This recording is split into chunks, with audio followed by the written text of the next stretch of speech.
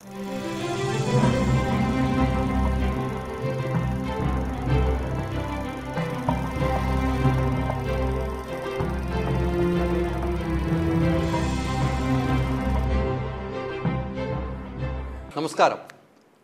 ഇന്നത്തെ ശേഷം വെള്ളിത്തിരയിൽ 2 അതിഥികളാണ് ഇന്ന് നമ്മോടൊപ്പമുള്ളത്. കുട്ടമ്പിള്ളയുടെ ശിവരാത്രി, കുട്ടമ്പിള്ളയായി ബിഗ് സ്ക്രീനിലെത്താൻ പോകുന്ന നമ്മുടെ പ്രിയപ്പെട്ട സുരാജ് ഏട്ടൻ, ഡയറക്ടർ. 2ാമത്തെ ചിത്രമാണെന്ന് തോന്നുന്നു അല്ലേ? രണ്ടുപേരും എത്തിയിരുന്നു. രണ്ടുപേർക്കും നമസ്കാരം. എനിക്ക് തോന്നുന്നു നമസ്തേ ഹൈദരാലി. അതായത് ഞാൻ നേരത്തെ പറഞ്ഞ കേട്ടില്ല അല്ലേ? Okay okay okay. 2ാമത്തെ ചിത്രം അല്ലേ? ഇതിനു മുമ്പ് ഇന്ദ്രജിത്തിനെ വെച്ച് ഒരു ചിത്രം ഇറങ്ങിയിരിക്കുന്നു. 2ാമത്തെ ചിത്രം ഇറങ്ങിയിരിക്കുന്നു. സുരാജ് ഏട്ടനിലേക്ക് എങ്ങനെയാണ് എത്തിയത്? സുരാജ് ഏട്ടനിലേക്ക് എത്തിയത് ഡയറക്റ്റായിട്ട് തന്നെ സുരാജ് ഏട്ടനെ കോൺടാക്ട് ചെയ്ത് എത്തിയതാണ്. തൊടുപുഴയിൽ ഷൂട്ട് നടന്നുകൊണ്ടിരുന്ന സമയത്ത് ഞാൻ സുരാജേട്ടനെ പോയി കണ്ടു. ഇപ്പം കുട്ടമ്പിള്ളയുടെ കഥ പറഞ്ഞപ്പോൾ തന്നെ സുരാജേട്ടനെ ആദ്യമേ വിളിച്ചിരുത്തി. സുരാജേട്ടനെ എന്താണെന്ന് വെച്ച് കഴിഞ്ഞാൽ ആദ്യം ആര് കാണാൻ വന്നാലും ഭക്ഷണം കൊടുക്കുന്ന ഒരു ഏർപ്പാടുണ്ട്. അപ്പോൾ ഞാൻ ചെന്ന് പറഞ്ഞ് എവിടുന്നൊക്കെയോ ആരൊക്കെയോ സുഹൃത്തുക്കളോ അല്ലെങ്കിൽ സുഹൃത്തുക്കളുടെ വീടുകളിലൊക്കെ ഉണ്ടാക്കിയിരിക്കുന്ന ഭക്ഷണമൊക്കെ കൊണ്ടുവന്ന് റൂമിൽ വെച്ചേക്കുമായിരുന്നു. അപ്പോൾ ആദ്യം വന്ന് ഞങ്ങൾ ഭക്ഷണമൊക്കെ കഴിച്ചു. അത് കഴിഞ്ഞിട്ടാണ് കുട്ടമ്പിള്ളയുടെ ശിവരാത്രി. നിറഞ്ഞ വയറോട് കൂടിയാണ് കുട്ടമ്പിള്ളയുടെ ശിവരാത്രിയുടെ കഥ പറഞ്ഞത്. അപ്പോൾ കഥ കേട്ട് കഴിഞ്ഞ ഉടനെ സുരാജേട്ടൻ എൻ്റെ അടുത്ത് പറഞ്ഞു, ആടാ നമുക്കിത് ചെയ്യാം എന്നുള്ളത്. അങ്ങനെയാണ് കുട്ടമ്പിള്ളയുടെ ശിവരാത്രി തുടങ്ങിയത്. ടൈറ്റിൽ കേട്ടപ്പോൾ തന്നെ സുരാജേട്ടൻ ആദ്യം പറഞ്ഞു, എനിക്ക് ടൈറ്റിൽ ഭയങ്കര ഇഷ്ടപ്പെട്ടു, ഇനി ഈ ടൈറ്റിലിനകത്ത് എന്തൊക്കെ ഉണ്ട് എന്നുള്ളത് കഥ കേട്ടിട്ട് ഞാൻ ബാക്കി പറയാം. അങ്ങനെ ആണ് കുട്ടമ്പിള്ളയുടെ ശിവരാത്രി തുടങ്ങിയത്. പിന്നെ സുരാജേട്ടന് ആണ് ഈ സിനിമയായിട്ട് സംബന്ധിച്ച് ആദ്യമായിട്ട് ഞാൻ പോയി സംസാരിക്കുന്ന ഒരു ആക്ടർ എന്ന് പറയുന്നത്. പിന്നെ സുരാജേട്ടൻ അവിടെ തൊട്ട് പിന്നെ ഞങ്ങൾ പിടിവിടാതെ ഒരുമിച്ച്. അതെ, സുരാജേട്ടൻ കുറേ പോലീസ് വേഷങ്ങൾ ചെയ്യുന്ന ഒരു വ്യക്തി, ഇതിലും ഒരു കോൺസ്റ്റബിൾ, ഒരു കുടുംബ കഥ അല്ലേ? അതെ. എങ്ങനെയാണ് സുരാജേട്ടൻ ഈ കഥയിലെ? നേരത്തെ ഞാൻ ഒരുപാട് പോലീസ് വേഷം ചെയ്തിട്ടുണ്ട്. ഹ്യൂമർ കഥാപാത്രങ്ങൾ ഒരുപാട് ചെയ്തിട്ടുണ്ട്. പ്രേക്ഷകരെ പൊട്ടിച്ചിരിപ്പിച്ചിട്ടുണ്ട്. അതുപോലെ തന്നെ കുറച്ച് വെറുപ്പിച്ചിട്ടുണ്ട്. സത്യസന്ധമായിട്ട് പറയണമല്ലോ. കാരണം അത് അപ്പോഴത്തെ അവസ്ഥ വച്ചിട്ട്. കാരണം ചെയ്തുകൊണ്ടിരിക്കുന്ന വേഷം തന്നെ വീണ്ടും വീണ്ടും ചെയ്യാനുള്ളൊരു അവസ്ഥയിൽ ആയതുകൊണ്ടാണ്. കാരണം വേറെ നമുക്ക് ആഗ്രഹമുണ്ട്, നല്ലൊരു ക്യാരക്ടർ റോള് ചെയ്യണമെന്ന് ആഗ്രഹമുണ്ട്. അതിനു വേണ്ടിയിട്ട് ഞാൻ നമ്മുടെ രഞ്ജിയേട്ടനോടൊക്കെ ഞാൻ ചോദിച്ചിട്ടുണ്ടായിരുന്നു, രഞ്ജിത്തേട്ട എനിക്ക് ഒരു നല്ലൊരു കഥാപാത്രം തരണം. കാരണം ആ ഹ്യൂമർ ചെയ്തുകൊണ്ടിരുന്ന ആ സമയത്താണ്. വെറുപ്പിച്ചു എന്ന് എനിക്ക് തോന്നിയപ്പോൾ തന്നെ ഞാൻ ചോദിച്ചു. അപ്പോൾ ചേട്ടൻ പറഞ്ഞാൽ കോമഡിയിലാണ് ഇപ്പം നിന്നെ ആൾക്കാർ ഇഷ്ടപ്പെടുന്നത്, അപ്പോൾ അത് അങ്ങനെ തന്നെ പോട്ടെ, സമയമാകുമ്പോൾ അത് മാറി വരും എന്ന് പറഞ്ഞു. അതുപോലെ തന്നെ അദ്ദേഹത്തിൻ്റെ നാവ് പൊന്നായിരിക്കട്ടെ. അതുപോലെ തന്നെ എനിക്ക് അദ്ദേഹത്തിൻ്റെ പടത്തിൽ സ്പിരിറ്റിൽ തന്നെ ഒരു മന്ത്രിയുടെ ഒരു വേഷം തന്നു. അപ്പോൾ അങ്ങനെ നേരത്തെ ഇപ്പോൾ ആക്ഷൻ ഹീറോ ബിജു മാത്രമല്ല, അതിന് തൊട്ടു മുമ്പും ഒരുപാട് നല്ല നല്ല ഇപ്പോൾ പുള്ളിപ്പിലിയും ആട്ടിൻകുട്ടിയും എന്ന സിനിമയിൽ മാമച്ചൻ എന്ന് പറയുന്ന കഥാപാത്രം എനിക്ക് ഒരുപാട് ഇഷ്ടപ്പെട്ടൊരു കഥാപാത്രമാണ്. Lal Jose sir, thanks. അപ്പോൾ അതിൽ ചെയ്യാൻ സാധിച്ചു. അതിനുശേഷം പിന്നെ ദേശീയ പുരസ്കാരം കിട്ടിയ ഡോക്ടർ ബിജു സാറിൻ്റെ എൻ്റെ സിനിമ കൂടിയായ, എൻ്റെ സിനിമ തന്നെയാണ് പേരറിയാത്തവർ എന്ന സിനിമ.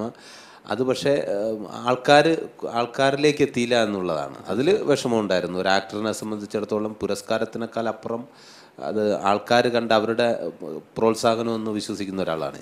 പക്ഷെ അതെല്ലാം കഴിഞ്ഞതിന് ശേഷം പിന്നെ എനിക്ക് കിട്ടുന്നതാണ് ആക്ഷൻ ഹീറോ ബിജു എന്ന സിനിമ. അപ്പോഴാണ് ആ ദേശീയ പുരസ്കാരം ആൾക്കാരെല്ലാം കൂടെ കയ്യിലേക്ക് കൊണ്ടുത്തുന്ന, ഇത് നീ എടുത്തോ കുഴപ്പമില്ല. അതുവരെയും ഡൗട്ടായിരുന്നു. അവർക്ക് ഡൗട്ട് അടിച്ചാൽ യാതൊരു തെറ്റുമില്ല. കാരണം ഞാൻ കോമഡി അവതരിപ്പിച്ചിട്ട് വെറുപ്പിച്ചിട്ടുമുണ്ട്, ചിരിപ്പിച്ചിട്ടുമുണ്ട്. അപ്പോൾ കോമഡി അവതരിപ്പിച്ചുകൊണ്ടിരിക്കുന്ന ഒരാളിന് പെട്ടെന്ന് ദേശീയ പുരസ്കാരം, ഞാൻ തന്നെ അത്ഭുതപ്പെട്ടു പോയെന്നേ. അതിൻ്റെ അപ്പുറമൊന്നുമില്ലല്ലോ. ഇതെങ്ങനെ ഇത് സംസ്ഥാന അവാർഡ് അല്ല ഉണ്ടോ? കാരണം എന്താണെന്നറിയോ, ആദ്യം സംസ്ഥാന അവാർഡാണ് വന്നത്. അപ്പോൾ സംസ്ഥാന അവാർഡിൽ എനിക്കൊന്നുമില്ല. പിന്നെ ദേശീയ പുരസ്കാരത്തിൽ അങ്ങനെ പ്രതീക്ഷിച്ചില്ല. അപ്പോൾ അവസാന റൗണ്ടിൽ വന്ന് തന്നെ എന്നെ സംബന്ധിച്ചിടത്തോളം വലിയൊരു അംഗീകാരമായിട്ട് തോന്നി. പക്ഷേ സിനിമ പ്രേക്ഷകർ കണ്ടിരുന്നെങ്കിൽ, അപ്പോൾ അതിനുശേഷം ആക്ഷൻ ഹീറോ ബിജു കണ്ടപ്പോഴാണ് എനിക്ക് പ്രേക്ഷകർ ഒരുപാട് സപ്പോർട്ട് തന്നത്. അതിനെല്ലാത്തിനും നന്ദിയുണ്ട്. അത് ആക്ഷൻ ഹീറോ ബിജുവിന് ശേഷമാണ് ഒരുപക്ഷെ നമ്മുടെ തൊണ്ടി മുതലും ദൃസാക്ഷിയിലേക്ക് വന്നത്. ഇപ്പോഴും നമ്മൾ ആ സിനിമയുടെ അവാർഡ്, നാഷണൽ അവാർഡ് കിട്ടിയതിൻ്റെ ഒരു ത്രില്ലാണ് നമ്മളെല്ലാം. പിന്നല്ലാതെ 3 ലോട്ടറി അടിച്ചത്. ഒന്നാമത്തെ സന്തോഷം എന്ന് പറയുന്ന ആ സിനിമയിൽ അഭിനയിക്കാൻ എനിക്ക് അവസരം കിട്ടിയെന്നുള്ളതാണ്. താങ്ക്സ് ദിലീഷ് പോത്തൻ. അദ്ദേഹമായിട്ട് ഒരു 10-60 ദിവസം കൂടെ നടക്കാനും സിനിമയിൽ അഭിനയിക്കാനായിട്ടൊക്കെ അതൊരു വല്ലാത്തൊരു എക്സ്പീരിയൻസ് ആയിരുന്നു. ഗംഭീരം, അങ്ങനെ തന്നെ പറയാം. അത് യാതൊരു മാറ്റമല്ല. അതിന് ശേഷമാണ് എനിക്കിത് ചെയ്യണം. കാര്യം പ്രസാദ് എന്ന് പറയുന്ന കഥാപാത്രത്തിന് ഒരു 32-33 വയസ്സേ ഉള്ളൂ. പിന്നെ എനിക്ക് ചലഞ്ചിങ് ആയിട്ട് വന്ന ഒരു വേഷമാണ് കുട്ടൻപിള്ളയുടെ ശിവരാത്രിയിലെ കുട്ടൻപിള്ള. ശരിക്കും ചലഞ്ചിങ് ആയിട്ടുള്ള റോഡാണ്. കാരണം 58 വയസ്സ് പ്രായം, പിന്നെ റിട്ടയർ ആയിട്ടില്ല, കുടുംബത്തിലെ കുടുംബനാഥനാണ്. എന്നെ ചുറ്റിപ്പറ്റി ഒരുപാട് കഥാപാത്രങ്ങൾ ഉണ്ട്. 3 കുട്ടികളുടെ അച്ഛനാണ്, കൊച്ചുമക്കളുണ്ട്, മരുമക്കളുണ്ട്, പേരക്കുട്ടികൾ എന്ന് വേണ്ട എല്ലാവരും, ബന്ധുക്കൾ, ഇതെല്ലാത്തിനും മേയ്ക്കണം. ഈ കുട്ടൻപിള്ള എന്ന് പറഞ്ഞാൽ വളരെ റഫായിട്ടുള്ളൊരു കഥാപാത്രമാണ്. പക്ഷെ സ്നേഹമുണ്ട്, അത് ഉള്ളിൽ തന്നെ കൊണ്ടു നടക്കുന്ന ഒരാളാണ്. ഇങ്ങനെ നല്ലൊരു കഥാപാത്രമാണ്. ചലഞ്ചിങ് ആയിട്ടുള്ള ആക്ഷൻ ഹീറോ ബിജുവിനൊക്കെ തന്ന ആ പ്രോത്സാഹനം തീർച്ചയായിട്ടും ഇതിനും കിട്ടും എന്നുള്ള കാര്യത്തിൽ യാതൊരു സംശയമില്ല. കിട്ടുമെന്നാണ് എൻ്റെ പ്രതീക്ഷ. അല്ല, മലയാളികൾ എന്നും സുരാജ് ചേട്ടന് അംഗീകാരങ്ങൾ തന്നിട്ടുള്ളൂ. തീർച്ചയായിട്ടും. ഇപ്പം നേരത്തെ സുരാജ് ചേട്ടൻ പറഞ്ഞ കോമഡി ചെയ്യുമ്പോഴും സീരിയസ് കഥാപാത്രം വരുമ്പോഴും ഇരുകൈകളും നീട്ടി സ്വീകരിച്ചിട്ടുണ്ട് മലയാളി. തീർച്ചയായിട്ടും. അത് തന്നെയല്ലോ സുരാജ് ചേട്ടൻ ഇപ്പോഴും ഈ ഇൻഡസ്ട്രിയിൽ നിൽക്കുന്നത്. എത്രയോ പേര് വന്നു പോകുന്നു, കോമഡി ആർട്ടിസ്റ്റുകൾ എത്രയോ പേര് വന്നു പോകുന്നു, പിന്നെ കാണാൻ പോലും ഇല്ല. സുരാജ് ചേട്ടൻ ഏതും കൈകാര്യം ചെയ്യാൻ കഴിവുള്ളത് കൊണ്ടാണല്ലോ മലയാളികൾ സ്വീകരിക്കുന്നതും ഡയറക്ടർമാർ തേടിയെത്തുന്നതും. തീർച്ചയായിട്ടും അത് എല്ലാം സംഭവിക്കുന്നതാണ്. ഇപ്പോൾ പലരും എൻ്റെ ചോദിച്ചത് എങ്ങനെയാണ് ഇപ്പോൾ ഇതെല്ലാം തിരഞ്ഞെടുക്കുകയാണ്. അങ്ങനെ തിരഞ്ഞെടുക്കുന്നതല്ല, നല്ലത് എൻ്റെ അടുത്തേക്ക് വരുന്നു എന്നുള്ളതാണ്. അല്ലാതെ നമ്മൾ ഇതിനു വേണ്ടി ഒരു പ്രീ പ്ലാൻ അങ്ങനെ ഒരു പരിപാടിയില്ല. ഇപ്പോൾ എന്നെ തേടി വന്നത് എന്തിനാണെന്ന് വെച്ചാൽ എനിക്കും അറിയില്ല. കുട്ടൻപിള്ള എന്തിനാണ് എൻ്റെ അടുത്തേക്ക് വന്നത്? വേറെ ഒരുപാട് ഓപ്ഷൻസ് ഉണ്ടായിരുന്നല്ലോ അല്ലേ? അതാണ് ആദ്യത്തെ ചോദ്യം. പക്ഷെ അതിൽ നിന്ന് എങ്ങനെയാന്ന് പറഞ്ഞപ്പോഴാണ് മാറി വേറെ പോയത്, വേറെ ഭക്ഷണത്തിലേക്കൊക്കെ പോയത്. അത് ഡയറക്ടറോട് തന്നെ ചോദ്യം. അത് വേറൊന്നും കൊണ്ടല്ല. അപ്പം സുരാജിൻ്റെ അടുത്ത് ആദ്യം ഈ കഥ പറയുമ്പോൾ തന്നെ ഞാൻ പല സന്ദർഭങ്ങളിലും സുരാജിനെ ഞാൻ ഇരുന്നപ്പോൾ ചോദിച്ചാണ്. അപ്പം സുരാജിൻ്റെ അടുത്ത് ചോദിച്ചാൽ ഞാനല്ലെങ്കിൽ വേറെ ആരായിരിക്കും നിനക്ക്? എന്തായാലും ഒരു ഓപ്ഷൻ ഉണ്ടല്ലോ. ഞാനിപ്പോൾ ഈ കഥയ്ക്ക് നോ പറയുന്നു, നീ ആരോട് പോയി പറയാം? ഞാൻ പറഞ്ഞു നോ പറഞ്ഞാൽ എനിക്ക് വേറൊരു ഓപ്ഷൻ തേടേണ്ടി വരും. പക്ഷെ അതല്ല എന്നുണ്ടെങ്കിൽ എൻ്റെ മനസ്സിലുണ്ടാകുന്ന രണ്ട് ആക്ടേഴ്സ്, ഒന്ന് അമ്പിളിച്ചേട്ടനും ഒന്ന് സുരാജ് ചേട്ടനുമായിരുന്നു. അപ്പോൾ അമ്പിളിച്ചേട്ടന് സാഹചര്യങ്ങൾ അങ്ങനെ ആയതുകൊണ്ട് ഒരിക്കലും അങ്ങനെ അഭിനയിക്കാനുള്ള ഒരു സന്ദർഭമല്ല ഇപ്പം. അപ്പോൾ അതുകൊണ്ട് സുരാജേട്ടൻ തന്നെ ആയിരിക്കും ആപ്റ്റ് എന്നുള്ളത് പിന്നീട് ചിന്തിക്കേണ്ടായി. അങ്ങനെ സുരാജേട്ടൻ എൻ്റെ എന്തോ ഭാഗ്യം സുരാജേട്ടൻ കുട്ടൻപിള്ളയായി വന്നു എന്നുള്ളതാണ്. എന്തായാലും അമ്പിളിച്ചേട്ടനായിരുന്നെങ്കിൽ ഒരുപക്ഷെ വേറൊരു തലത്തിലേക്ക് പോയേനെ. എന്തായാലും ഒരുപാട് സന്തോഷമുണ്ട് എനിക്ക് കുട്ടൻപിള്ളയിൽ ചെയ്യാൻ സാധിച്ചത്. അത്രത്തോളം എത്തിയില്ല എങ്കിലും മനോഹരമായിട്ട് നമ്മൾ ഒരിക്കലും നമ്മൾ ആരെക്കുറിച്ചും ഒരുമിച്ച് നിർത്താൻ പറ്റാത്തൊരു വ്യക്തി തന്നെയാണ്. സുരാജ് ചേട്ടൻ പറഞ്ഞത് കറക്റ്റ് തന്നെയാണ്. നമുക്ക് മനസ്സിൽ എപ്പോഴും ഫീൽ ചെയ്യുന്ന ഒരു സംഭവമാണ് ഇപ്പോൾ നമ്മുടെ മനസ്സിൽ കിടക്കുന്നത്. ശരിയാണ് സുരാജ് ചേട്ടൻ പറഞ്ഞത്. സുരാജ് ചേട്ടാ, ഈ കുട്ടൻപിള്ളയുടെ ശിവരാത്രിയിൽ എനിക്ക് തോന്നുന്നു ചക്ക സംബന്ധമായ കുറെ കഥകൾ പറഞ്ഞു പോകുന്നത് ടീച്ചറിലും സോങ്ങിലും കാണുമ്പോൾ. ഇപ്പം സർക്കാർ ചക്കയെ അംഗീകരിച്ചുകൊണ്ടാണോ അങ്ങനെ വന്നതെന്ന് എനിക്കൊരു ഡൗട്ട്. അല്ല, ഞങ്ങള് ഇത് ഷൂട്ട് വർഷം ആണ് ഷൂട്ട് തുടങ്ങിയത്. എനിക്ക് ഓഗസ്റ്റ് സെപ്റ്റംബർ ആ സമയത്ത് ഒക്കെ കഴിഞ്ഞിട്ടാണ് നമ്മൾ ഫസ്റ്റ് ഷെഡ്യൂൾ ഷൂട്ട് സ്റ്റാർട്ട് ചെയ്യുന്നത്. പിന്നെ മഴയൊക്കെ വന്നത് കാരണം പിന്നെ ഇടയ്ക്ക് ഒരു ഷെഡ്യൂൾ ബ്രേക്കൊക്കെ വന്നു.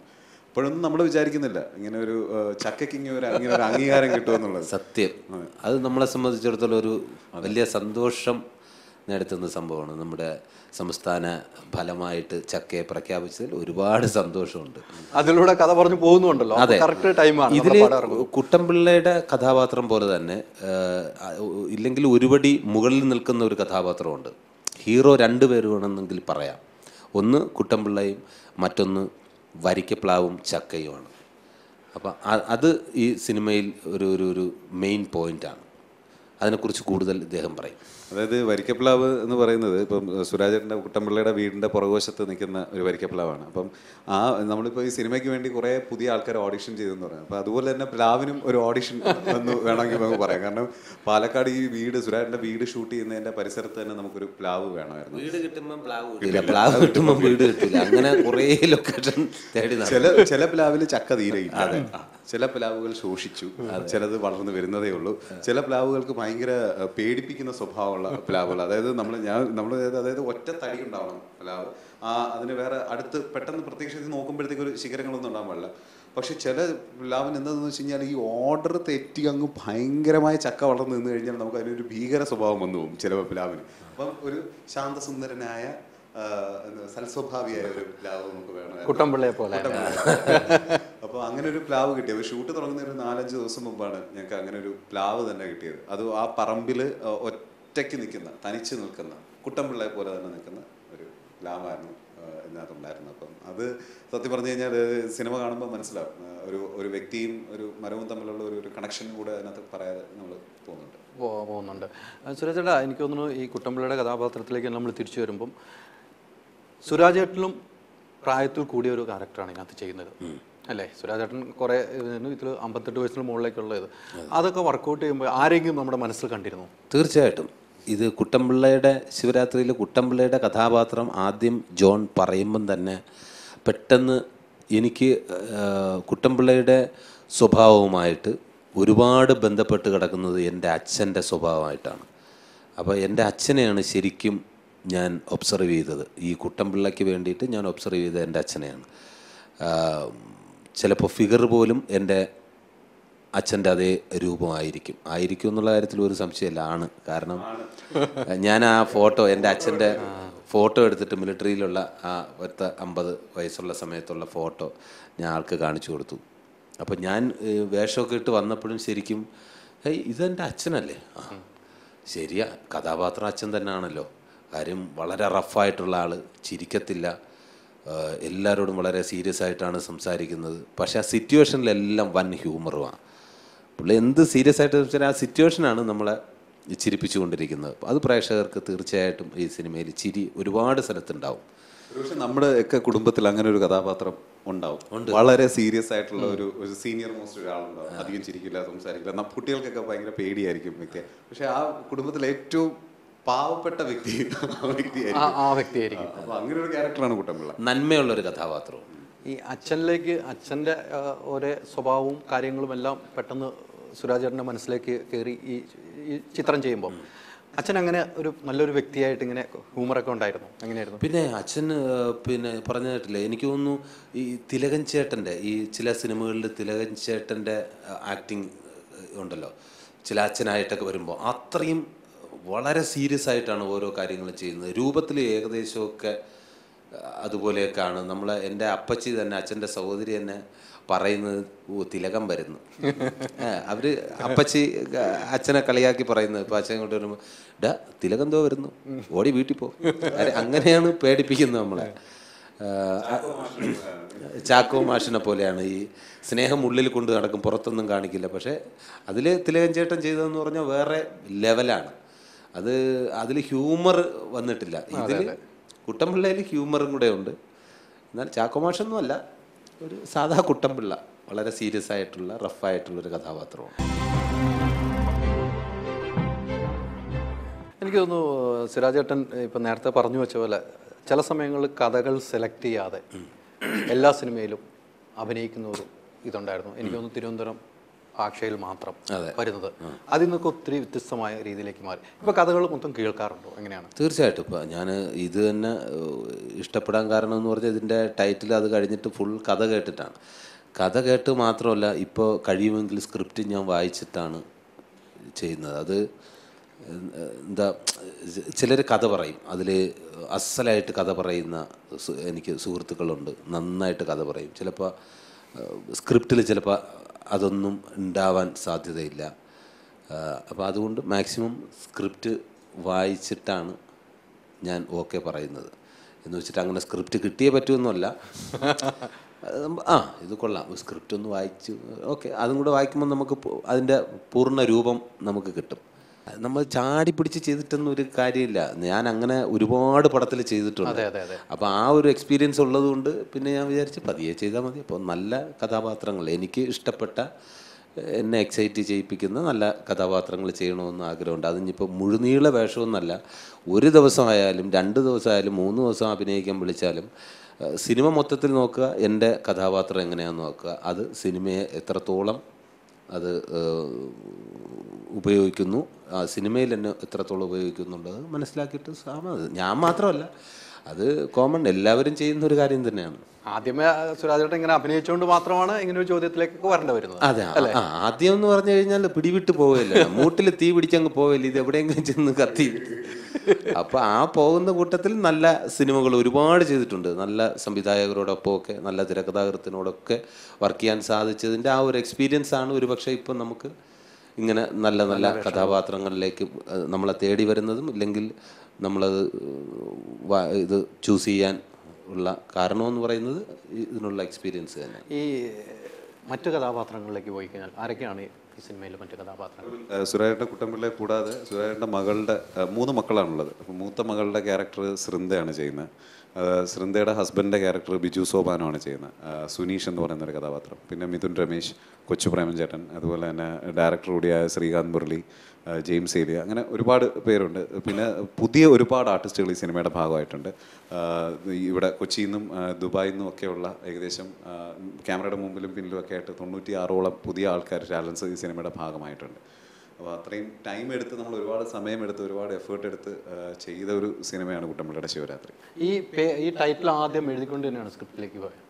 ഈ പേര് ആദ്യം ഇത് ഞാൻ സത്യം പറഞ്ഞാൽ കുട്ടമ്പിള്ളയുടെ ശിവരാത്രി എന്ന് ടൈറ്റിൽ കിട്ടുന്നത് ഞാൻ കഥ എഴുതി തുടങ്ങിയ സമയത്ത് അതിൻ്റെ ഒരു സിനിമ തുടങ്ങുന്ന ഒരു നറേഷൻ ആണ്. അപ്പോൾ ആ നറേഷൻ കഴിയുമ്പോഴത്തേക്കാണ് സിനിമ സ്റ്റാർട്ട് ചെയ്യുന്നത്. അപ്പോൾ ഈ നറേഷനകത്ത് കുറേ ഇവൻറ്റ്സ് ഇങ്ങനെ വരുന്നുണ്ട്.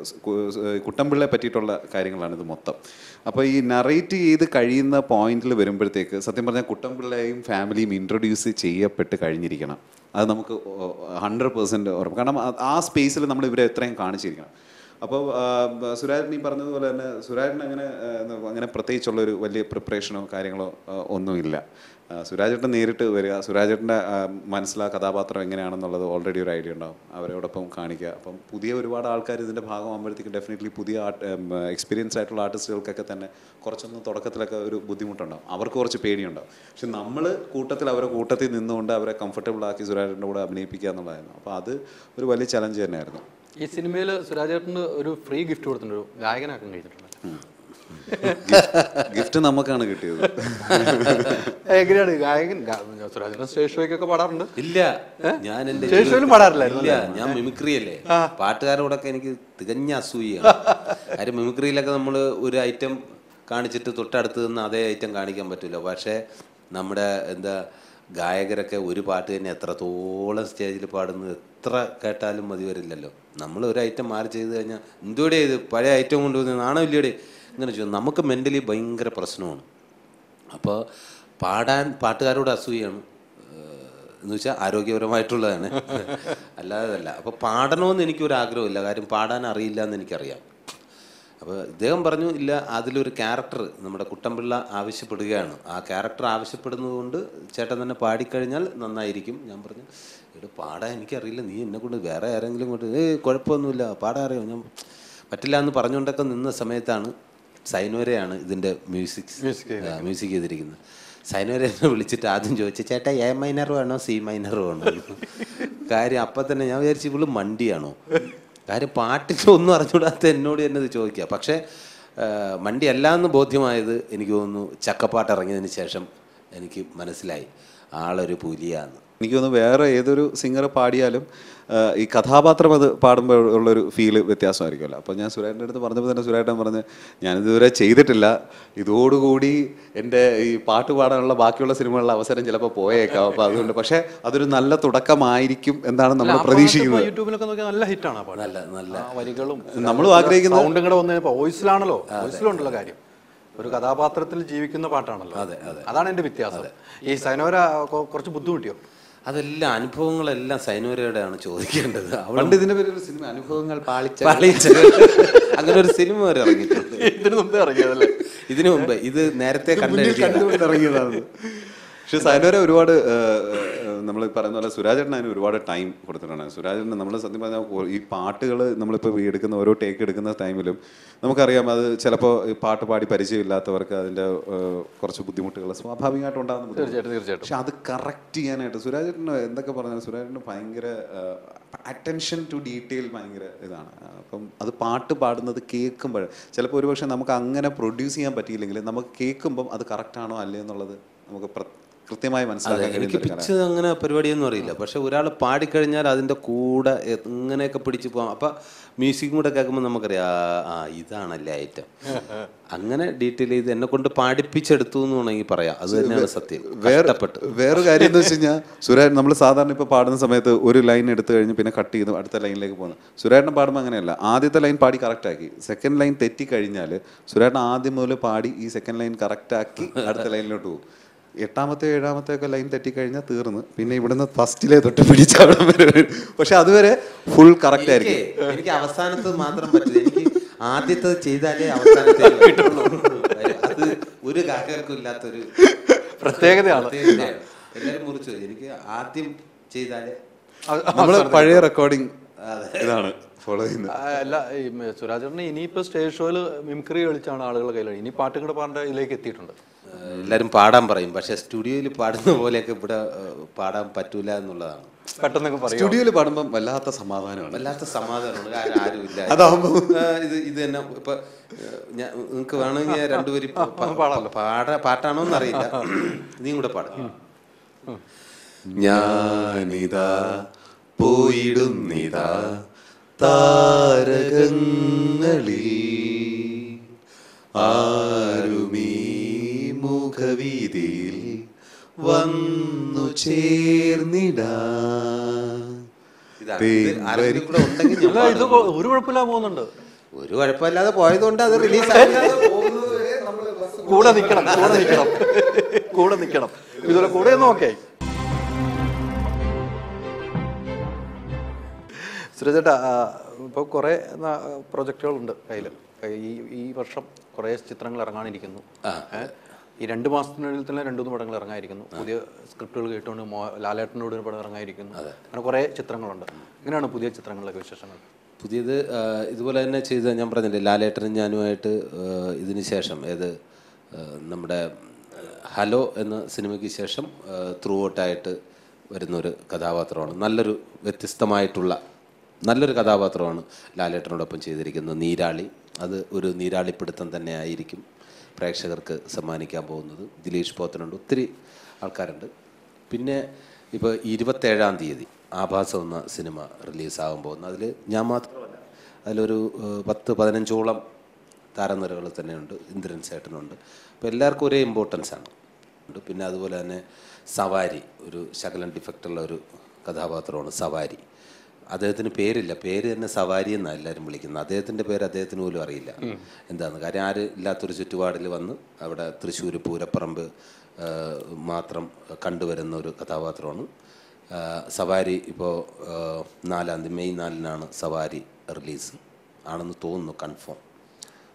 അപ്പോൾ പിന്നെ അതിനുശേഷം വരാനുള്ളത് തീവണ്ടി. അത് 11-ാം തീയതിയാണെന്ന് തോന്നുന്നു. തീവണ്ടി, ടൊവിനായിട്ടുള്ള തീവണ്ടി.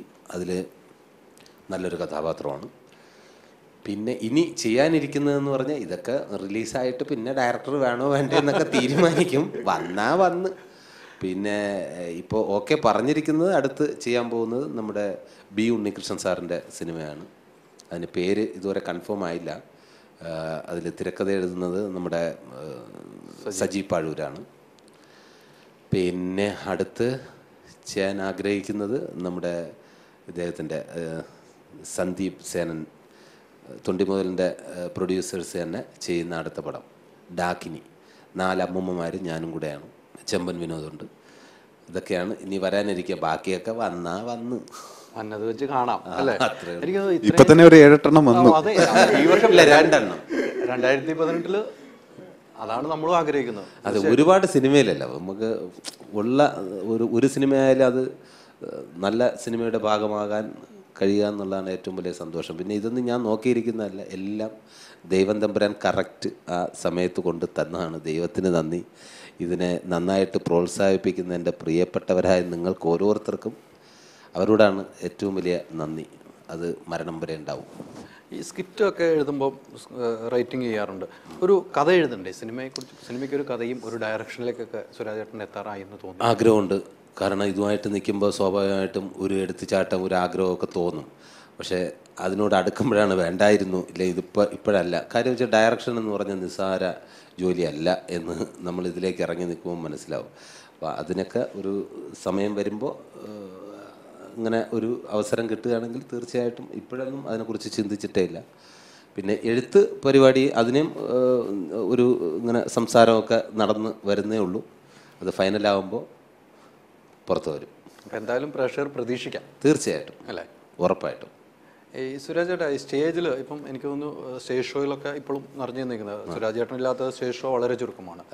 ആ സ്റ്റേജ് ഷോയ്ക്ക് പോയിട്ട് ഈ സിനിമ അഭിനയം എല്ലാം കൂടെ ടൈമിങ്ങിൻ്റെ പ്രശ്നം വരുന്നില്ല ഇപ്പം സുരാജ് ചേട്ടന്? ടൈമിങ് ഇതെങ്ങനെയാണെന്നാണ് എനിക്കും അറിയാൻ പറ്റാത്തത്. എൻ്റെ ഒരു സ്വഭാവം എന്ന് പറയുന്നത് എനിക്ക് തോന്നിയിട്ടുള്ളതാണ്. എനിക്ക് വെറുതെ ഇരിക്കുന്ന ഇഷ്ടമല്ല. ഇപ്പോൾ ഇതില്ലെങ്കിൽ ഞാൻ ടി വിയിൽ വേറെ ഷോ ചെയ്യും. ടി വിയിൽ ഷോ ചെയ്തിട്ടായിരിക്കും ചിലപ്പോൾ വേറെ ഷോ ഉണ്ടെങ്കിൽ അത് പോകും. ഇത് ടൈം നമുക്ക് അഡ്ജസ്റ്റ് ചെയ്യാൻ പറ്റില്ല എന്ന് തോന്നുന്നതാണ്. നമ്മൾ മനസ്സ് വെച്ച് കഴിഞ്ഞാൽ നടക്കാത്തതായിട്ട് ഒരു കാര്യമില്ല എന്നാണ് എൻ്റെ ഇത്രയും നാളത്തെ എക്സ്പീരിയൻസിൽ. ഇപ്പോൾ ഇത് കഴിഞ്ഞിട്ട് എനിക്ക് ഡബ് ചെയ്യാൻ പോകണം, എനിക്ക് വേണമെങ്കിൽ വിളിച്ചിട്ട് അതേ ഡബ്ബിങ് നാളെ ആക്കിക്കൂടെ, നാളെ എന്നുള്ള പരിപാടിയില്ല. ഇന്ന് ഈ സമയത്ത് നമുക്ക് എന്തൊക്കെ ചെയ്യാം എന്നുള്ളതാണ് ഞാൻ നോക്കുന്നത്. അപ്പോൾ ഇന്നിപ്പോൾ ഇത് കഴിഞ്ഞിട്ട് പ്രോഗ്രാം അർജൻറ്റ് വിളിച്ച് ഓക്കെ എന്നാൽ പോവാല്ലേ. കാര്യം അതിലെല്ലാം എനിക്ക് സന്തോഷമാണ്. നമ്മൾ സന്തോഷത്തോടെ എന്ത് ചെയ്താലും അതിന് ഒരു ബലം ഉണ്ടാവും എന്നുള്ളതാണ്. അപ്പം ഞാൻ സന്തോഷത്തോടു കൂടി നമ്മളെല്ലാവരും ചെയ്ത ഒരു സിനിമയാണ്. അത് തീർച്ചയായിട്ടും നിങ്ങൾക്ക് സന്തോഷം വരും എന്നുള്ള കാര്യത്തിൽ ഒരു സംശയമല്ല. കുഞ്ഞു കുട്ടികൾ മുതൽ മുതിർന്നവർ വരെ എല്ലാവർക്കും തിയേറ്ററിൽ വന്നിരുന്ന് ഒരു 2 മണിക്കൂർ ചിരിച്ച് ഉല്ലസിച്ച് പോകാൻ പറ്റിയ ഒരു സിനിമയാണ് ഇത്. ഞാനിങ്ങനെ ഒരു വ്യത്യസ്തമായ ഒരു കഥാപാത്രം ചെയ്തു എന്നതുകൊണ്ടല്ല, സിനിമ നല്ലൊരു സിനിമയാണ്, നല്ലൊരു കണ്ടന്റ് ഉണ്ട്. തീർച്ചയായിട്ടും അതെല്ലാവരും കാണണമേ. മറ്റേ ഞാൻ പറയാറുണ്ട്, ഈ പുരസ്കാരത്തിനേക്കാൾ ഉപരി എന്ന് പറയുന്നത് സിനിമ എല്ലാവരും തിയേറ്ററിൽ പോയിട്ട് കണ്ടിട്ട് നന്നായിരുന്നു, ഇല്ലെങ്കിൽ ആ കഥാപാത്രം ഉഗ്രനായിട്ടുണ്ട്, അല്ലെങ്കിൽ സിനിമ നന്നായിട്ടുണ്ട്, സിനിമയിൽ ഇന്ന സംഭവം നന്നായിട്ടുണ്ട് എന്ന് പറയുമ്പോൾ സിനിമ കണ്ടു കൊള്ളാം. അതിൽ കിട്ടുന്ന ഒരു സന്തോഷം ഏത് പുരസ്കാരത്തിൻ്റെ അപ്പുറം എന്നാണ്. വാട്സാപ്പും ഫേസ്ബുക്കും ഉണ്ട്, സ്പോട്ടിൽ തന്നെ കിട്ടും. അതുകൊണ്ട് സ്പോട്ടിൽ നിങ്ങൾ എന്ത് വേണോ പറഞ്ഞോളൂ, ഇത് എല്ലാവരും തിയേറ്ററിൽ പോയി കാണണേ. എത്ര സോങ്ങൊക്കെയാണ്? പാട്ടുകൾ മൊത്തം 3 പാട്ടുകളാണുള്ളത്. ഒന്ന് നമ്മുടെ ഈ പറഞ്ഞ പോലെ ചക്കപ്പാട്ട്, പിന്നെ അതുപോലെ സുരാജേട്ടൻ പാടിയ പാട്ട്. ഇനി 3ാമതൊരു പാട്ടും കൂടെ ഉണ്ട്. അത് ജോബ് കുര്യനും പ്രാർത്ഥന ഇന്ദ്രജിത്തിൻ്റെ മകളും കൂടെ ചേർന്നാണ് പാടിയിരിക്കുന്നത്. അപ്പോൾ അതും ഉടനെ തന്നെ അതിൻ്റെ വിഷ്വൽസും കാര്യങ്ങളൊക്കെ പുറത്തു വരും. എന്തായാലും ഈ ചിത്രത്തിന് നല്ലൊരു വിജയം ഉണ്ടാകട്ടെ എന്ന് ഞങ്ങൾ ആശംസ നേരുന്നു. വിജയമാകും. സുരാജ് ചേട്ടൻ ഇത്രയും നാളും പ്രേക്ഷകർ ഇരുകൈകളും നീട്ടി സ്വീകരിച്ചിട്ടുണ്ട്. അത് ഈ ചിത്രത്തിനും ഉണ്ടാകുമെന്ന് ദൈവത്തിനോട് ഞങ്ങൾ പ്രാർത്ഥിക്കുന്നു. ഉണ്ടാകട്ടെ എന്ന് ഞങ്ങൾ പ്രാർത്ഥിക്കുന്നു. ഇത്ര നേരം ഞങ്ങളോട് സമയം ചെലവഴിച്ച 2 പേർക്കും വളരെയധികം നന്ദി. Thank you. ഞങ്ങൾക്ക് ഒരുപാട് സന്തോഷം ഹൈദരാലിയായിട്ട് ഇത്രയും സമയം ചെലവഴിക്കാൻ സാധിച്ചില്ല. Thank you. എന്തായാലും അടുത്ത ആഴ്ച ഇതേ സമയം മറ്റൊരു സിനിമാ വിശേഷമായി കാണുന്നവരെ ബൈ ബൈ.